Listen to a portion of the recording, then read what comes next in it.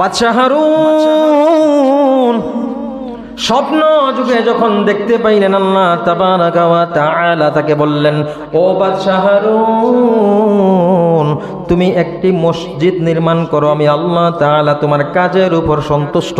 তুমি যে রাষ্ট্র কায়েম করছো, ইসলামিক নিয়মে রাষ্ট্র পরিচালনা করছো, দেশ চালাচ্ছো কোরআনের আইন দিয়ে, ইসলামের রীতিনীতি অনুযায়ী, ইসলামের সংবিধান অনুযায়ী তুমি রাষ্ট্র পরিচালনা করছো। আমি আল্লাহ তাআলা তোমার রাজনীতিতে বড় খুশি। এখন আমি চাই আমি আল্লাহর জন্য একটি মসজিদ নির্মাণ করো।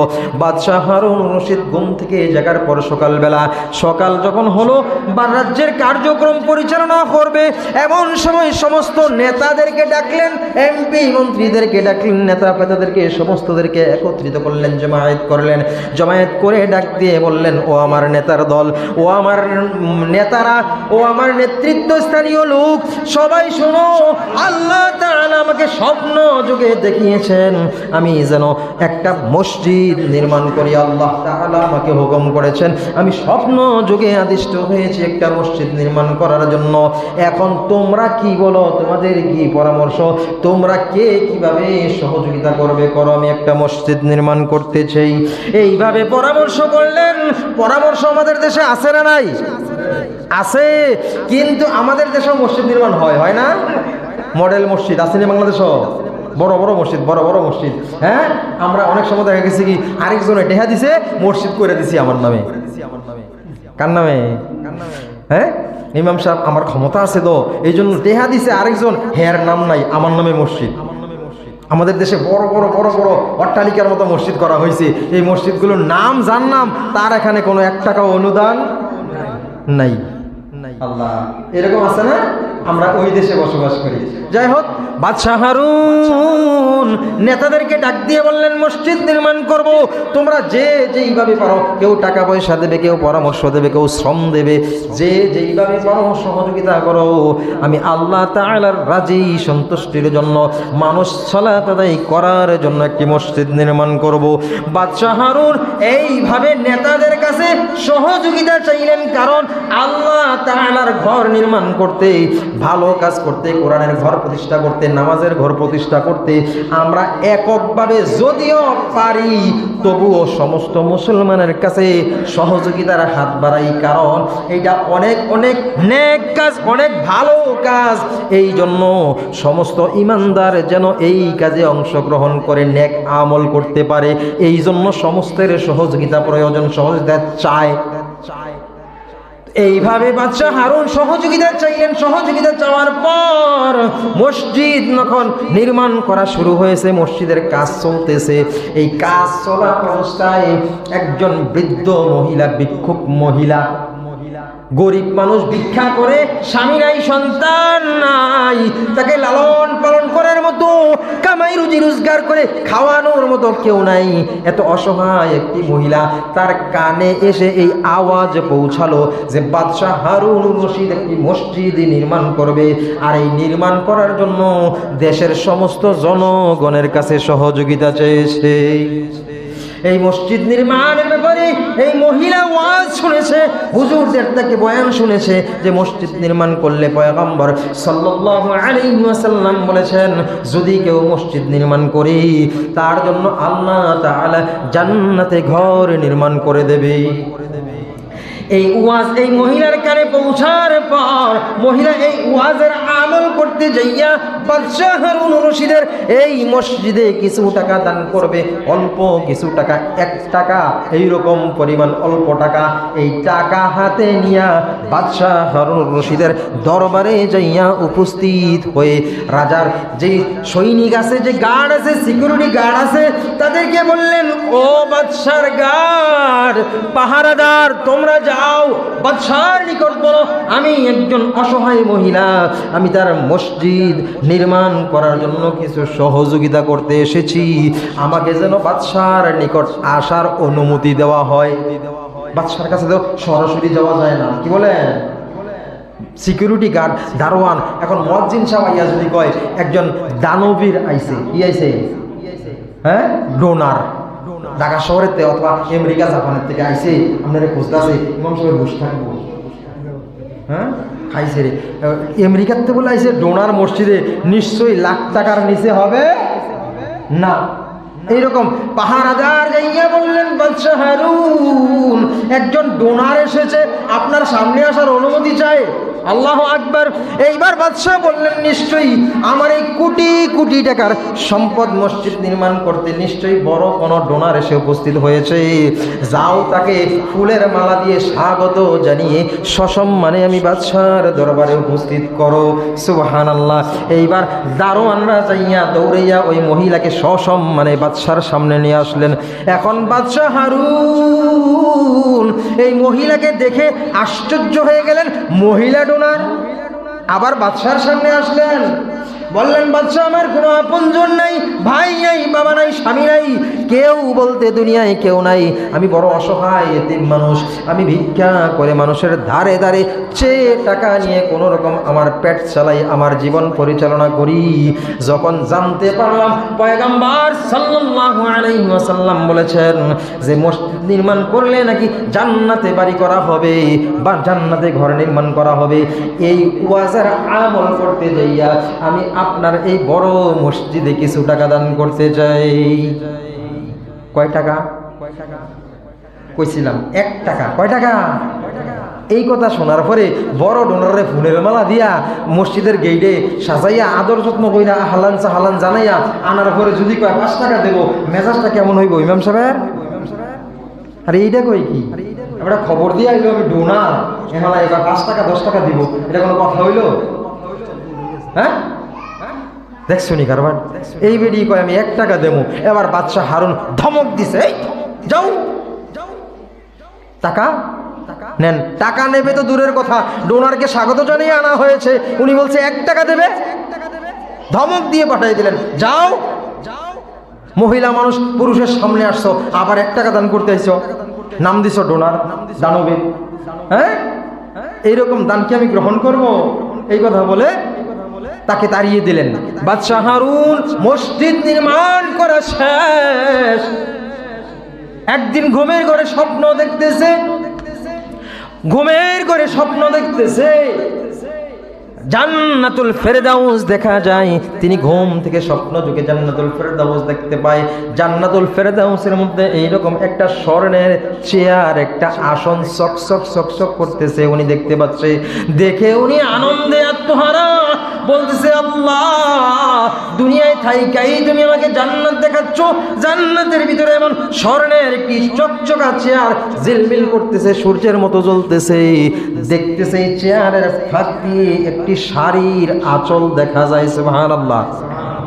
শাড়ির আঁচল দেখতে পাইলেন তিনি। এইভাবে যখন আঁচল দেখতে পাচ্ছেন, মহিলাকে দেখতে পাচ্ছেন না, একটা শাড়ির আঁচল দেখা যায়, মনে হচ্ছে যেন সূর্যের আলোর চাইতে লক্ষ লক্ষ গুণ বেশি আলো ওই শাড়ির আঁচল থেকে বেয়ে বেয়ে পড়তেছে, নূর বেয়ে বেয়ে পড়তেছে। এইরকম দেখে তিনি চিৎকার করে ডাক দিয়ে বললেন, ও আল্লাহর ফেরেশতার দল, তোমরা যারা জান্নাতে আছো, আমাকে যারা জান্নাত দেখাচ্ছ, আমি একটা মহিলার শাড়ির আঁচল দেখতে পাই, হয়তো আমার ভুল হতে পারে, আমার দেখার মধ্যে ভুল, সঠিক বলো। ফেরেশতাদেরকে জিজ্ঞাসা করলেন, তোমরা বলো এটা কি কোনো মহিলার শাড়ির আঁচল? ফেরেশতারা জবাব দিলেন, জি বাদশাহ হারুন রশিদ, এইটা একটা মহিলার শাড়ির, জান্নাতি শাড়ির আঁচল দেখতে পাওয়া যাচ্ছে।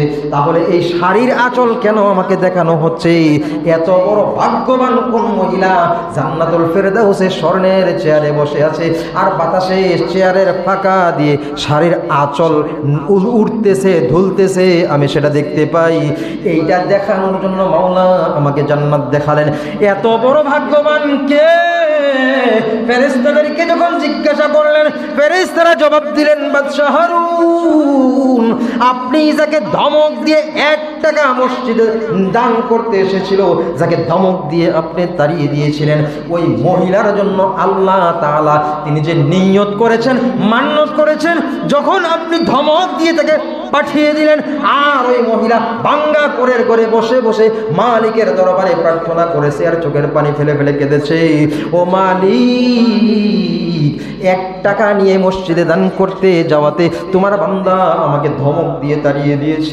আমার তো টাকা নাই, আমি গরিব, আমি তো অসহায়, আমি একজন এতিম, আমি একজন বিধবা, আমি যা তৌফিক সেই অনুযায়ী তোমার ঘর মসজিদে দান করতে গিয়েছিলাম, তোমার বাদশাহ আমাকে ধমক দিয়ে তাড়িয়ে দিলেন, আমাকে ধমক দিলেন, আমাকে ভয় দেখালেন। এই মুহূর্তে আমি চলে এসেছি। ও মালিক, তোমার ঘরে কয় টাকা দান করা লাগে, তুমি যত টাকা দান করা লাগে অত টাকার মালিক আমাকে বানিয়ে দাও। সুবহানাল্লাহ। এইভাবে চিৎকার করে করে কেঁদে কেঁদে গভীর রজনীতে আল্লাহ তাআলার কাছে কাঁদে আর বুক ভাসিয়ে প্রার্থনা করে ওই মহিলা, যত টাকা তোমার মসজিদে দান করা লাগে, দান করার উপযুক্ত হইতে যত টাকার মালিক হওয়া লাগে অত টাকার মালিক তুমি আল্লাহ আমাকে বানিয়ে দাও, যাতে আমি তোমার ঘর মসজিদে দান করতে পারি। আফসোস, আমি দান করতে পারলাম না, হয়তো গরিব বলে, আমাকে তুমি এত টাকার মালিক বানাও যত টাকার মালিক হইলে মসজিদে দান করা যায়। এই প্রার্থনা করলেন। এই জন্য বাদশা হারুনকে আল্লাহ তাআলা জান্নাতুল ফেরদাউসের ঘটনা দেখিয়ে দিলেন। দেখো, যাকে তুমি ধমক দিয়ে তাড়িয়ে দিয়েছো, 1 টাকা গ্রহণ করো নাই, তার আসন আমি আল্লাহ তাআলা জান্নাতুল ফেরদাউসে স্বর্ণের আসন দিয়ে ওইখানে স্থান করে রেখেছি। এইবার বাদশা হারুন ঘুম থেকে জেগে সৈনিকদেরকে পাঠালেন, যাও ও আমার সৈনিকের দল, যাও ওই মহিলা কোন বাড়িতে, কোন এলাকায়, কোন গ্রামে থাকে, খুঁজা তালাশ কইরা ওই মহিলাকে সসম্মানে আবার আমার বাড়িতে নিয়ে আসো, আমার রাজদরবারে নিয়ে আসো, আমি তার সাথে কথা বলতে চাই। এইবার যখন আবার সৈনিকগুলো এসে উপস্থিত হইলেন, উপস্থিত হওয়ার পর এই মহিলা যখন রাজার সৈনিক দেখছেন, বাদশার সৈনিক দেখছে, দেখে তার কলিজায় আর পারি নাই, হায় রে, একবার ধমক খেয়ে চলে আসছি মালিক, আবার জানি কোন অপরাধে কোন শাস্তি দেবে, আবার আমাকে রাজার সৈনিকেরা ধরে নিতে এসেছে, সসম্মানে নিয়ে যাওয়া হলো। এইবার ওই বাদশাহ হারুনুর রশিদ ওই মহিলার কাছে ক্ষমা চাইলেন, বললেন, বুড়িমা আপনার 2টা পা আগাইয়া দেন, আমি ধরে আপনার কাছে ক্ষমা চাই, আল্লাহ তাআলার কাছে আমি বড় অহংকারী করে ফেলেছি, ভুল করে ফেলেছি, আপনি যেই দান মসজিদে দান করতে এসেছিলেন যেই টাকা, সেই টাকা আমার গ্রহণ করা উচিত ছিল, আমি গ্রহণ করি নাই, আমার বড় ভুল হয়ে গিয়েছে, আমাকে ক্ষমা করুন। মসজিদ নির্মাণের ফজিলত কি লাভ এটা আমি বুঝাইলাম। মসজিদ নির্মাণ করতে গেলে 1 টাকা দান করলেও নির্মাণের আওতায় পরে, মসজিদ তৈরি করতে কোটি টাকা খরচ করে মসজিদ নির্মাণ করতে হবে এমন কোনো কথা নেই। 10 টাকা, 15 টাকা, 20 টাকা, 100 টাকা, যে যেইটা দিচ্ছি প্রত্যেকটা দান আমাদের তৌফিক অনুসারে দিচ্ছি। তবে একজনের তৌফিক আছে 5 লাখ টাকা দেওয়ার, সে যদি 5 টাকা দেয় এটা আবার একটু বেইনসাফি হয়ে যায়, কঞ্জুস, কৃপণতা হয়ে যায়, এরকম যেন না হয়। তৌফিক যার আছে সেই অনুযায়ী দেন। তাহলে এমন যদি হয় 5 লক্ষ টাকা দেওয়ার তৌফিক সেই ব্যক্তি করবে, 5 টাকা দান, তাহলে বাকিটা নির্মাণ করবে কে? গরিবরা। এইরকম তো আমি বলতেছিলাম, যেটা মসজিদ নির্মাণ করলে লাভ হলো আল্লাহ তাআলা জান্নাতে আমাদের জন্য বাড়ি নির্মাণ করে দেবেন।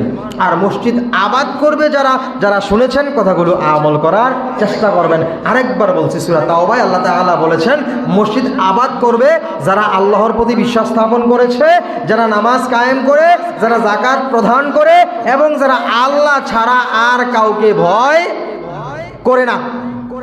এই 4 শ্রেণীর লোক করবে কি? মসজিদ আবাদ। মসজিদ আবাদ কি? মসজিদ আবাদ কমিটিরা করবে, মুসল্লি ধাক্কা দিয়ে বসে থাকবে, মসজিদের কমিটিরা এনে আবাদ করব, কমিটি ধাক্কা দিয়ে বসে থাকবো, মুসল্লিরা এনে আবাদ করব, এইবার 2 পক্ষে ধাক্কা দিয়ে বসে থাকবো, ইমাম সাহেব এনে আবাদ করব। আমি বললাম আবাদের আওতায় কে? মুয়াজ্জিন, মুসল্লি, মুতাওয়াল্লি, কমিটি, তারপরে ইমাম সাহেব, যারা আছে সবাই মিলে যে কাজটা করছে সবটাকেই কি আবাদ বোঝানো হয়। সবাই মিলে মসজিদ করে বসে থাকলে হবে না। এই ফজিলত দেখাইলাম কার জন্য? যিনি মসজিদ নির্মাণ করে শুধু তার জন্য না, মসজিদ নির্মাণ করে এবং মসজিদের হক আদায় করে, মসজিদে এসে নামাজ করে, নামাজ কায়েম করে তার জন্য, তাই না? যিনি মসজিদ নির্মাণও করে আবার এটার মধ্যে এসে কি করে? নামাজ আদায় করে। ঠিক আছে, শুধু নির্মাণ করেছে, নামাজ পড়ে না, তার জন্য জান্নাতে ঘর নির্মাণ হবে কিনা আল্লাহ তাআলা ভালো জানেন। শুধু নির্মাণ করে বসে থাকলে হবে না। আমাদের দেশে এমনও রেকর্ড আছে, এমনও ইতিহাস ঘটনা দেখা যায়, বিধর্মী ধর্ম নাই সেও মসজিদ নির্মাণ করছে। যদি এটার মধ্যে আমল না করে, আবাদ না করে, বিধর্মীর যে হাসরের ময়দানে আল্লাহ তাআলার কাছে দাবি করব, আল্লাহ আমি মসজিদ নির্মাণ করলে তোমার রাসূল বলছে জান্নাতে ঘর নির্মাণ করবা, আমার ঈমান ছিল না, আমল ছিল না, নামাজ ছিল না, যাকাত ছিল না, কিন্তু আমি মসজিদ নির্মাণ করছি বাবার জমি বেচা, দাবি করে বসবো, করবো না? এই জন্য আল্লাহ এখানে আরো শর্ত দিছে, এই জন্য আরো শর্ত দিছে। শুধু মসজিদ নির্মাণ কারা কারা করবে দেখাই দিছে। আল্লাহ তাআলা আমাদের সকলকে এই মসজিদ আবাদ করতে যা যা প্রয়োজন সর্বাধিক আর্থিক সহায়তা, বুদ্ধি, পরামর্শ, অন্তত কেউ কিচ্ছু পারেন না, কোনো তৌফিক নাই, আঙ্গুল দিয়ে ইশারা করে একটা কথা একটা কাজ দেখিয়ে দিবেন, তাহলেও আল্লাহ তাআলা আপনাকে এই মসজিদ নির্মাণ কাজের আওতাভুক্ত করে নেবেন। তৌফিক যদি না থাকে, আরেকজনের উপরে অর্পণ করে, দায়িত্ব অর্পণ করে চুপ করে চলে যাবেন না, আমার উপরে দায়িত্ব নাই আমি কাজ করব না, এইটা যেন না হয়। আল্লাহ তাআলা আমাদের সকলকে সহি বুঝগুলো, কোরআন অনুযায়ী যে কথাগুলো হয়েছে এর মধ্যে দুই একটা ভুল থাকতে পারে, যদি হয় এগুলো বাদ দিয়ে বাকি সহি কথাগুলো আমাকে এবং আপনাদের সকলকে আমল করার তৌফিক আল্লাহ তাআলা দান করে। সকলে জোরে বলি আমিন। ওয়া আখির দাওয়ানা আনিল হামদুলিল্লাহি রাব্বিল আলামিন। আসসালামু আলাইকুম।